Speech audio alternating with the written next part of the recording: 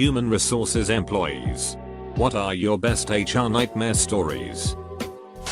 I had one employee submit a form to increase her own salary. She also forged her manager's signature. Like, for real? You miss 100% of the shots you don't take. Came into work early for a morning shift, work in an industrial lab. Heard noises from the back corner of the office portion of the building but can't make out what they are because of distortion. Head that way to see what was going on as I was the only one there, so I thought, at 3 AM. See my lab manager ducking the district manager, her boss, while the HR rep for the district is sitting there, enjoying the view. I noped and went to the lab and tried to forget what happened. To be fair, relationships between direct reporters needs to be brought to HR's attention. I just didn't realize a demonstration was also required. Saw a guy blatantly lie in his recruitment form. Watching him fill it out in front of me, it was total bollocks. Apparently he was 15th in line to the throne. Went to Eton. Studied at Oxford and served in the army for 9 years after training at Sandhurst. Not bad for a 21-year-old. Who had in fact spent 3 years in a young offenders institute. Battling a drug problem. TBF, if he hadn't written 9 years he'd have an average track record for a royal that age. My friend was doing hiring for a staffing agency during college. A guy who we went to high school came in looking for a job. He told the candidate that he had 2 jobs. One paid 10 an hour and the other paid 11. The only thing was that the 11 an hour job requires a drug test. And if you fail the drug test you can't get either. He said that he wanted the 11 an hour job. Now we knew him well enough to know that he liked smoking. So my friend reiterated the drug test fail rule. Dude said he was good on Friday to take the test Monday. Come Monday he took the drug test. Pissed hot for weed, coke, amphetamines, and some other shit that gets out of your system in 48 hours. Obviously, he tried to score the highest on the drug test. My job is a constant HR nightmare. Boss has slept with coworker A. Coworker A is married to coworker B. Coworker B plus A have been married, unhappily, for 10 years or something now. B has no idea. Even though B invites boss over for dinner once every other week. Boss is now dating new coworker, my best friend lol. And has already gifted her $2,000. Despite another coworker suffering from cancer and barely being able to pay the bills when he was still working. My other boss, who owns other lesser half of company, has called me a narcissist in a meeting. Told me literally there are no such things as business ethics. That's barely the past couple months. Been there for 4 years. Sorry. Not HR. We don't have one. Edit. Got tons more stories if interested. But heading off to work now actually. So, why do you keep working there? Not in HR, but my previous senior manager was renowned for sleeping with colleagues. He was married with kids. Before I started there I remember seeing a huge banner plastered across a footbridge that everyone leaving work by car had to drive under to get to the motorway. The sign said, Joe Blogs, not actual name, cheating bastard. Turns out he was cheating on his wife with a team leader from another dept. And was cheating on his mistress with another team leader from yet another department. Both the team leaders found out about each other and had a massive fight in the reception of the building. By the time I started at the company both of the team leaders were no longer working there. I work in recruitment, so not exactly HR. A guy had applied for a job that required a DBS check, police check. He filled the DBS and all his other checks flew through. The DBS came back as he had committed a crime in the past. Now on our end only the guy who will be applicant's manager and a senior in our department can see the DBS result. He called the department unhappy the job had been withdrawn. He then sent a long email in begging for another chance. He said when he was 17 he beat 2 women up then threatened the cops with a gun. We're in the UK so guns are pretty rare, especially in the 1970s. He went into detail about the attempted grape. This dude wanted a job in a hospital. It's a no mate. I only wanted to grape. I was sitting in the HR office with one of the members of HR. I was waiting on her to finish a form so that we could go eat lunch. Suddenly, this guy comes in. He was a young temp employee and had only been there a week or so, and says he has something he needs to talk about. I start to get up to leave when he blurts out that he doesn't like that fact that there are so many gays and lesbians working in the company. Once he says that, I sit right back down. The HR employee asks him to clarify and he goes on about how his trainer was gay and his team lead is gay and his manager is a les. All true, and he doesn't feel comfortable working around all these gays and lesbians. The HR employee asks him if anyone has ever sexually harassed him, which he says they haven't. She then says, so you want me to fire these employees? Strictly based on their sexual orientation? Just so you don't feel uncomfortable? He says yes. After which she tells him to leave the office. She then calls in his manager and talks with her about it. He ends up quitting by the end of the week. My friend who worked in HR told me about her old job where the boss had drilled a hole from his office through to the ladies' changing rooms and was perv whacking it every chance he could get. They found out because someone saw the light through the hole as he took the cover off for a peek. He denied everything and they had to take a DNA sample from the carpet under the hole which confirmed it was him, and B, that he had indeed been whacking away. I just find it insane that someone would come onto the floor of their own office and leave it there to soak into the carpet. Didn't that place reek? I am on the HR team that supports a wide variety of cities for our company, including our colorful Florida locations. This is the best story I heard. We had some woman trying to avoid doing work by sitting out in her car in the parking lot. While she was hiding out there, she needed to use the restroom. Well, instead of going back inside or doing literally anything else, she decides to pee out her car window. Even though I am also a woman, I was impressed and disgusted by the physics behind this feat. She had stuck her bare ass outside the window and just went for it. Unbeknownst to her, her male co-worker had arrived at work late due to an appointment. He drove past to find a parking spot as this was happening, and got full view. He then reported the incident to us. One of our HR people had to investigate this. And sure enough, parking lot cameras could corroborate his story. Our HR person confronted the woman. Her response, well, how did he know it was me? It could have been anyone. We thought, okay, fair enough. The cameras aren't CSI grade zoom, so we only saw the S part. It was harder to completely identify the face. So we went back to the male peer and asked how he knew it was her. His response? Oh, it was definitely her. The face tattoos are pretty recognizable. We definitely don't get paid enough for this. The idea that someone working on our team has the username thought source pleases me. There was a dude in our other facility that was going around and wiping their ass and shoving the sheet back up into the toilet paper dispenser so that when the next person goes to reach. The workers had races with those motorized forklifts. One did not know that there was freshly poured concrete. Got the forklift stuck in it. According to the union contracts, such damages are paid for by the company unless it was intentionally done. Walked into my boss's office. Told him about the situation. Hectometers okay Shadow V. Can you please return to your office for a while? Okay. As soon as I was at my desk, I heard the loudest goddamntishes from his office. Then my phone rang. And he told me to inform the insurance, which ended up paying less than 10k of the damage. Otherwise, the usual HR nightmare is just people not keeping their documents in order. 1. I had a bookkeeper that paid himself to checks every week. We did not catch it for a year. 2. Another bookkeeper quit and files for unemployment. He then claimed a claim with the OC that he had a disability and we failed to make accommodations for him. The disability was alcoholism.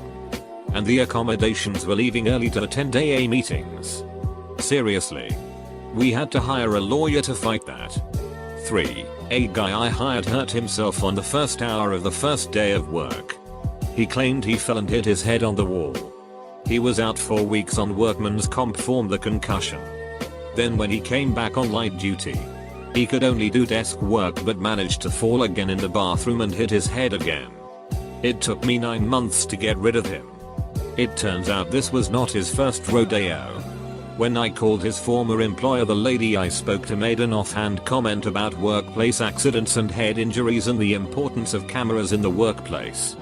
4. While doing a remodel of a museum, one of my employees helped himself to a gum that was on display. It was very ugly and embarrassing for everyone. My company was kicked off the job and banned from ever working for them again. I fired the guy and he filed a discrimination claim with the OC because I did not fire the whole crew. Just him. I got more. I used to work for a company that is now a nightmare. Several events occurred. 1. I was hired as a director of quality regulatory, so I come in and start sprucing up documents, policy and all the essential stuff. A VP of sales doesn't take too kindly to fixing the stuff they were lying, fraud, about and tells me in front of HR, "I'm going to make you so miserable that you quit this job." Still works there. 2. Another sales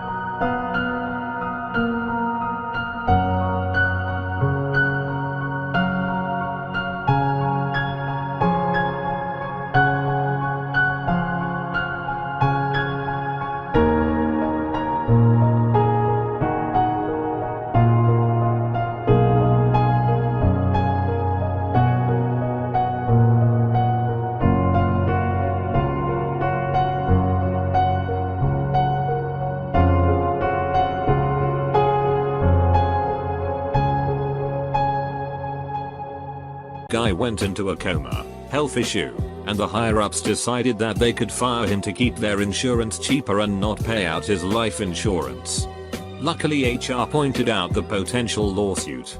After they debated the cost of the lawsuit and whether they could win, they kept him on until he passed a week later.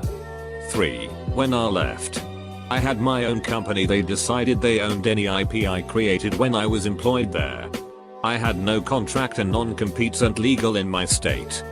4. The C-level employees all were convicted of corruption in multiple countries and are in jail.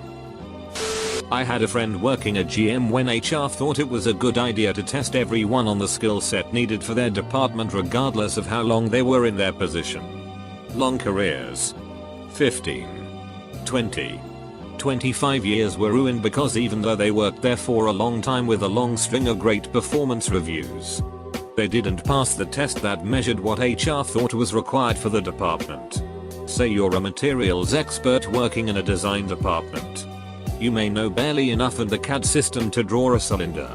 On the other hand, given a cylinder, you can whip out all the properties that cylinder would have if it were made from aluminum, cold rolled steel, fiberglass etc.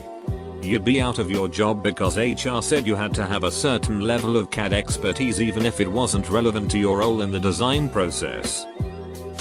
Knew a weird dude who would sometimes do all-nighters in the office. A lady got there early one day, around 6:30 AM, and found the guy masturbating to porn at his cubicle. Crazy thing is, he wasn't fired. I guess he was good enough at working that they just moved him to another department.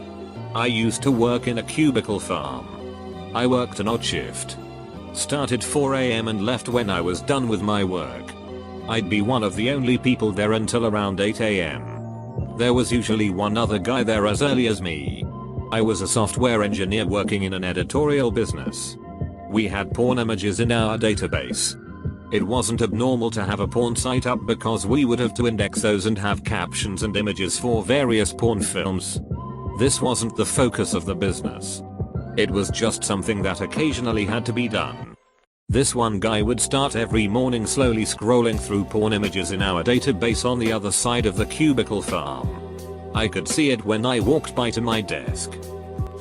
My company used to give branded gifts to our clients. One employee volunteered to drive one about an hour away, and he took another employee with him. What he didn't tell anyone is that he didn't have a license. His car was unregistered. And his brakes were bad. So inevitably his brakes failed while trying to stop at an intersection. And he totaled his car. Thankfully no one was seriously hurt. But he got into trouble when the cops came. I work in HR and we recently moved from one HRIS system to another system manages personal information like benefits, contact information, etc. Part of the transitioning is teaching the workforce how to use the app. There are a lot of challenges including the boomers who are technology illiterate, employees who speak very little English, and managers who think learning the system is below their pay grade. I'm normally pretty patient with a language barrier.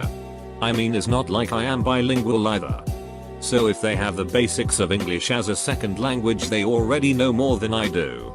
This one fine day, I had a constrained team of employees trying to figure out how to access the system in their phones despite the step-by-step written and pictorial instructions. When I have this one older individual ask me to help him, nothing but XXX hardcore porn would come up on his smartphone browser. He legit couldn't understand why I couldn't help him. The browser just kept going back to porn no matter what I typed in.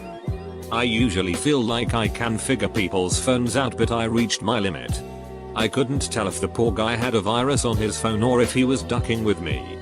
Creepy old guy my father's age. Barely speaks English. And not embarrassed by the raunchy porn stuck on his screen. I told him to go get his phone cleaned up and don't come back with it until he fixed it. I haven't seen him since. I was asked to translate for some visitors from the parent company at a celebration held by HR. I stopped translating around the time the director of HR started asking overly personal, sexual questions to the two young HR office ladies. A couple days later, during a private bullshit session, I recounted the story to a friend who happened to be a director from the parent company. He put on his professional hat and asked me to write it up and submit a complaint to the parent company's HR. Nightmare ensued. Local head of HR had been in charge of the sexual harassment avoidance training that had narrowly saved them from lawsuit. CEO of local company insisted that I bring the story out in public and talk to the director of HR like an adult. Parent company HR brought in HR from another local subsidiary to perform an investigation. It became painfully obvious who the whistleblower was. Nothing came of the investigation that I heard about. But the next year was made to be a living hell for me by the local company. Even the office lady who had been the subject of the sexy inquisition resented the fact that she was in the center of a controversy. I left that company as soon as I possibly could and was not saddened to hear of their bankruptcy and partition a couple of years later. They had other issues as well. TL. Doctor got harassed out of my job by HR after reporting HR director for sexual harassment. Not crazy per se but dumb and annoying. The HR team here recently rebranded themselves the people team. Presumably to seem more friendly. I just enjoy the implication that they are saying all the other teams in the business aren't people. The nightmare of an hour employee potentially causing the HR nightmare. I took a grad course meant to prep future school principals on HR stuff.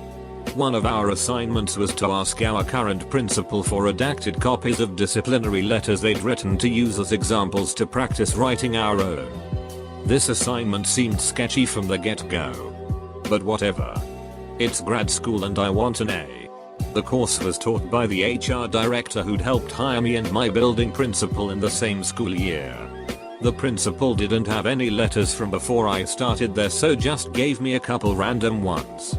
Somehow the professor was still surprised when I came to class knowing all the details of each write-up despite the absence of detail in the letters. The professor flipped out a little because he was worried the principal had broken some confidentiality rule. It was actually just that I happened to be friends with the two that had been written up. Teacher HR is a nightmare unto itself. Once upon a time I was an hour manager. This is my worst story. Once I had a dude who looked great on paper for a mid-level role at the large non-profit I worked for. We were a houselessness and addiction rehab shelter. Easily the type of resume for our operations depth which made us all think, oh, this guy looks good. He could be management material someday with these type of credentials.